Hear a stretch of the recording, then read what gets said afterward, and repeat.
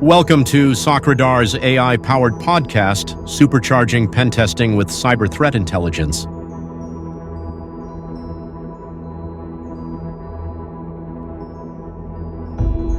We're looking at penetration testing today. Okay. But not just regular pen testing. Yeah. We're talking about how to supercharge it. Right. Take it to the next level with threat intelligence. Yeah. We've got this awesome white paper from SOCRadar that we're going to be referencing, and it's called Why is Threat Intelligence the Key to Effective Pen Testing and Red Teaming? Yeah, and it's really all about going beyond just the basic vulnerability scans. Right. And really getting into that attacker mindset, Yeah. thinking like the bad guys, and that's where the real value comes in. Well, and I feel like we see the headlines all the time about data breaches. Oh, absolutely. Costing companies millions of dollars. Yep. I think the average cost of a data breach in 2024 hit almost $5 million. It's a scary landscape out there. Yeah. It really is. It's a 10% jump from the previous year. So, it's not just about the money, though. No, it's so much more than that. Think about the damage to your reputation, Huh. the loss of customer trust. Mm-hmm. And then, of course, you've got all the regulatory headaches that come with it. Oh, yeah. It can be a real nightmare for an organization. Yeah, and no organization is immune to this. Exactly. So that's why we do pen testing and red teaming in the first place. Right, to find those weaknesses before the bad guys do. Exactly. But I'm kind of sensing that traditional pen testing might be missing something. Yeah, and that's because attackers don't exactly play by the rules. Right. They're always evolving, coming up with new ways to exploit systems. And they use tools and techniques that we may not have even thought of. Yeah. Traditional pen testing, it relies on those readily available tools, the Right. predefined techniques. Yeah. And that can leave some pretty big blind spots. So how do we even do the playing field here? Well, that's where dark web intelligence comes in. Oh, okay. Yeah. It's like having a secret web. Yeah. I've heard whispers about this dark web intelligence, but it sounds a bit like a spy movie to me. It kind of is. We're talking about going into this underground world where attackers share information, they buy and sell exploits, and they basically plan their next moves. Oh, wow. So by analyzing this data, we can get some real insight into their tactics, the techniques they use, and their procedures. So it's not just theoretical. It's based on real-world attacker behavior. Exactly.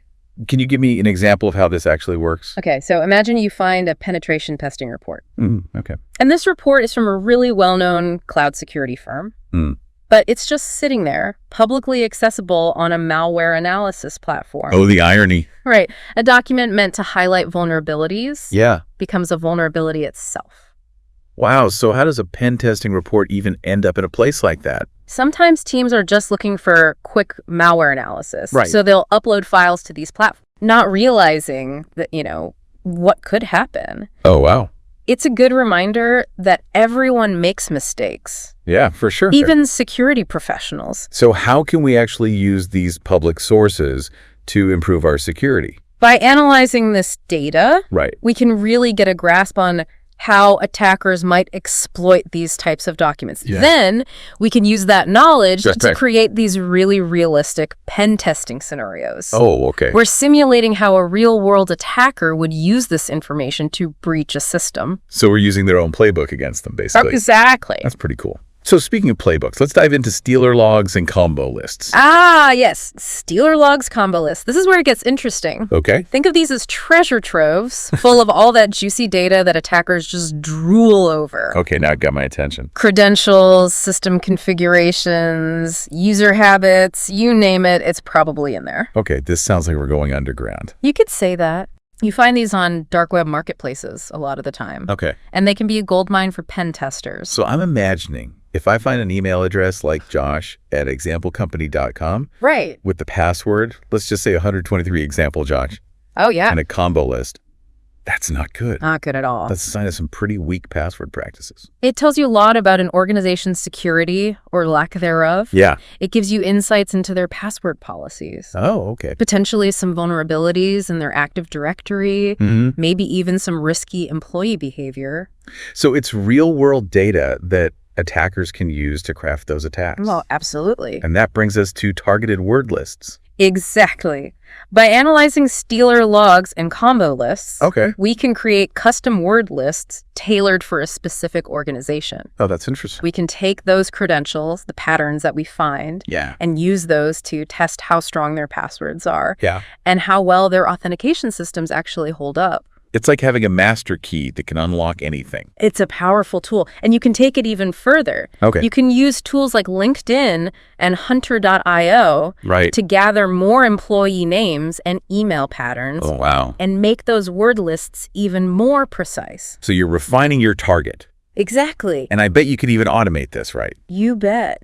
There are some really simple Python scripts available. Oh, cool. They combine employee names, email patterns, Yeah. and all those credentials from the stealer logs to generate a super targeted word list. It's like having a secret weapon that can really expose those vulnerabilities. That's a great way to put it. And speaking of hidden things, let's talk about hidden subdomains and third-party applications. Yes, the hidden corners of the internet. Because these are areas that often get overlooked They do. with traditional pen testing, right? Right? But they can be gold mines for attackers. Absolutely. They're like those secret passageways in an old castle, Yeah, I like that analogy. leading to all sorts of interesting things. Right, so how do we use stealer log data to uncover these hidden assets? It's like digital forensics, you know? Okay. Stealer logs, they're full of information. Yeah. URLs, saved credentials, browser histories, cookies. It's all in there. Oh, wow. We analyze all that Yeah. and we find those login subdomains like, you know, portal.companyname.com Okay. or third-party integrations like snowflake.companyname.com, Right. things that you wouldn't normally see with traditional scanning techniques. So are there any tools that can help us sort through all of this data? Oh, yeah. Tools like Squite3 are incredibly useful for parsing all that data. Okay. You can extract those specific details like URLs, usernames, passwords, Right. and use that to create more targeted pen testing scenarios. So we've got all this valuable information, Do. but let's talk about something a little bit more concerning. Ransomware leaks. Oh, yeah. Ransomware, it's not just about encrypting data anymore. It's gotten worse. They're stealing it and leaking it publicly. Oh, wow. And that leaked data. It's highly sensitive stuff. We're talking VPN credentials, cloud configurations, even source code. It's like a blueprint to the organization's critical systems. Exactly. It's all out there. So they're not just after the money anymore. No, they want to cause as much damage as possible. And we've seen this with some really high-profile cases. Absolutely. I mean, even Disney. Right. Hundreds of AWS access keys were leaked from their Slack channels. Yep. And Deloitte, their Yeah. corporate VPN passwords and usernames Yeah. accidentally exposed on a public GitHub repository. So even the big players are vulnerable. No one is immune. So how do we use threat intelligence to protect ourselves from this? By monitoring these leaks, Okay. we get insights into what kind of data attackers are going after Right. and how they're getting their hands on it. So we can kind of stay one step ahead. Exactly. Okay, but how do we actually apply this to pen testing and red teaming?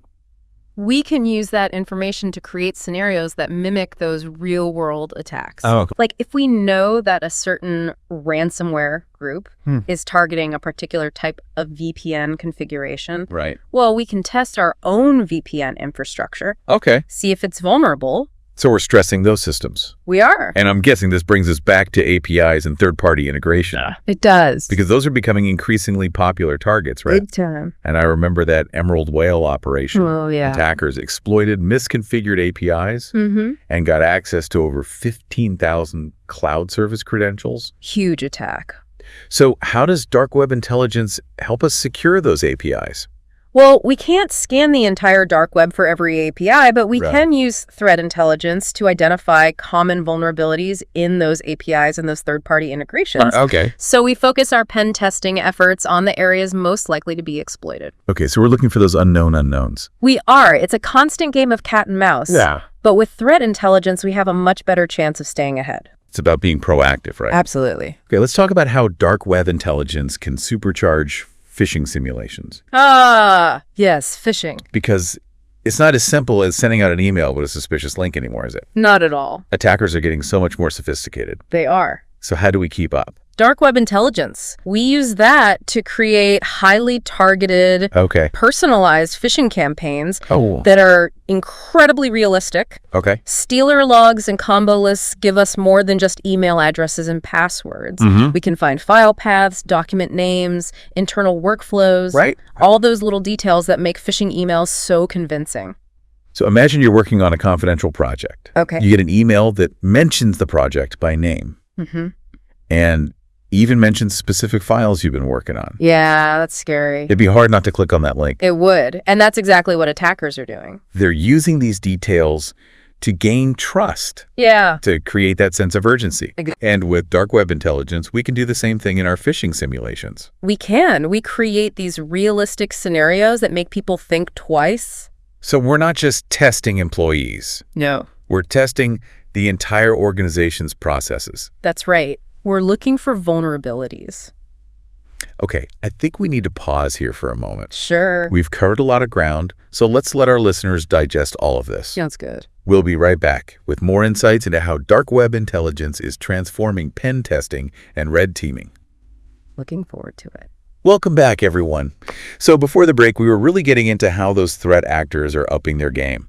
Oh, yeah, they definitely are. Especially when it comes to ransomware and data leaks. Right, and those data leaks, they're like a gold mine of information for everyone, including pen testers like you. That's what I was going to ask you about. Yeah. Because, we touched on ransomware groups leaking data. Right. But what about those hacker forums? Like, what's the difference? Well, unlike the leak sites, which are mainly focused on extortion, those forums are all about sharing and trading information. Oh, okay. And that information can be a real gold mine for pen testers. Can you give me an example? Like, what kind of information? So remember that Fortinet VPN password leak. A threat actor found a way to exploit those unpatched SSL VPN devices. Right, I remember that. And they leaked almost 500,000 login credentials. Wow. That's the kind of stuff that shows up on those forums. So how can pen testers use that information ethically? It's all about using that information to see how attackers behave and then use it to improve our security testing. Oh. Like, we can analyze those leaked credentials and see if any of them match the patterns that are used in our own organization. Right. If we find a match, we can be proactive and reset those passwords right away. So it's like a real-world case study. Exactly. And you can see exactly how they compromise those credentials. Right. And then we can take it a step further. Yeah. We can use those leaked credentials as a starting point. And simulate things like lateral movement or privilege escalation within a system. So you're basically getting a sneak peek into the attacker's playbook. Pretty much. All right. Well, let's switch gears for a minute. Sure. And talk about phishing. Great. Because it's still one of the most common attack vectors out there. Oh, yeah. It's an oldie but a goodie. Right. And attackers are always finding new ways to trick people. Phishing is getting more and more sophisticated these days. Yeah. So how do we stay ahead of the game? Well, that's where threat intelligence comes in again. Okay. Remember those stealer logs and combo lists? Yeah. They're full of information that can help us craft these super targeted and personalized phishing campaigns. Oh, okay. We're not just talking about sending a generic email with a link anymore. Wow. We're talking about creating emails that are so convincing they could fool almost anyone. So, can you give me an example? How would that work? Let's say we're targeting a financial institution. Right.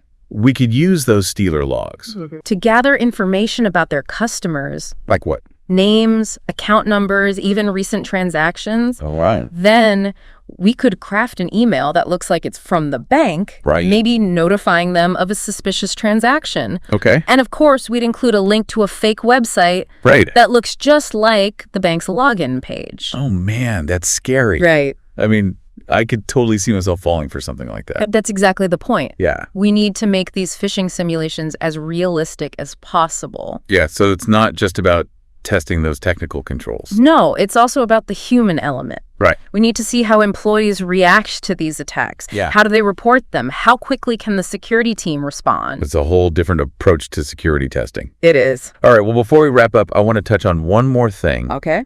Profiling threat actors. Ah, yes. Getting inside the minds of the bad guys. It sounds kind of intense, but I'm guessing it's more complicated than it sounds.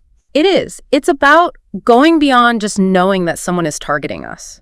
We need to know who they are, how they operate, and what they're ultimately trying to achieve. So we can create pen testing scenarios Right. that are tailored to those specific threats. Exactly. If we know that a specific threat actor likes to target our industry and they use a particular type of malware, we can use that information in our pen testing and red teaming exercises. So you're making those exercises as realistic as possible. Exactly. And there are platforms out there that can help us with this. Oh, okay. Like SOCRadar's Threat Actor Intelligence module. What does that do? It gives us super detailed information on specific threat actors. Like what kind of information? Their target sectors, the malware they use, the vulnerabilities they exploit, even their tactics. Wow, it's like having a whole dossier on them. It's pretty amazing. So we can actually get inside their heads and understand how they think. You got it. But it's not just about the technical details, right? Yeah. There's a human element to this too. Absolutely. Understanding the psychology of the attacker.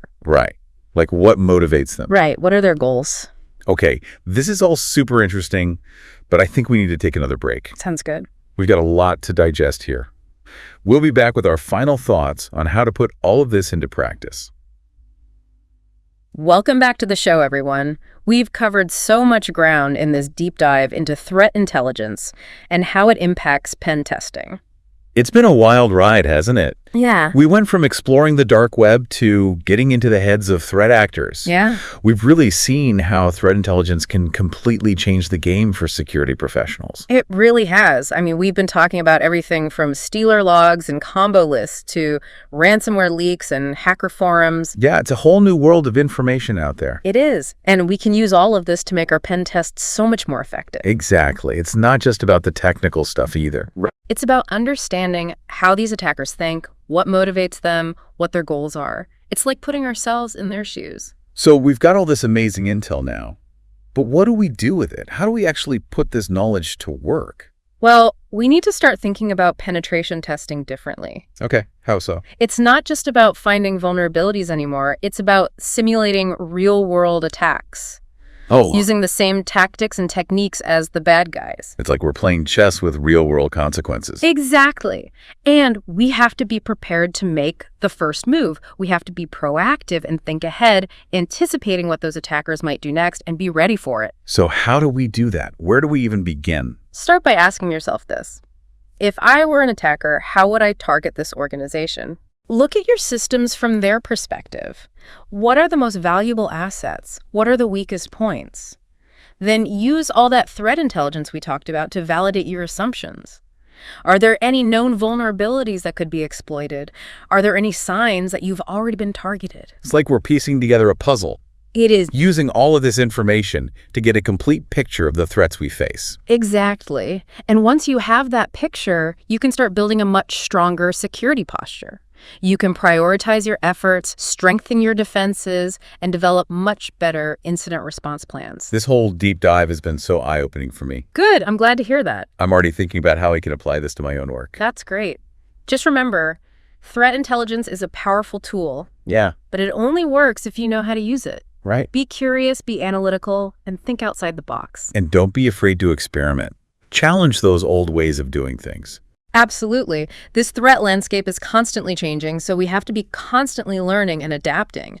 Don't get complacent. Always stay ahead of the curve and share what you learn with others. Oh, yeah, that's a great point. We have to work together to build a stronger, more resilient security community. I completely agree. By sharing what we know and collaborating, we can make the digital world safer for everyone. Well, I think it's time to wrap up this episode of The Deep Dive. I hope you found it insightful and informative. It's been a pleasure sharing these insights with you all. And remember, stay curious, stay vigilant, and stay safe out there. Thanks for tuning in. And until next time, keep diving deep. Wake up, the cyber world is calling. Follow the clues of the cyber world.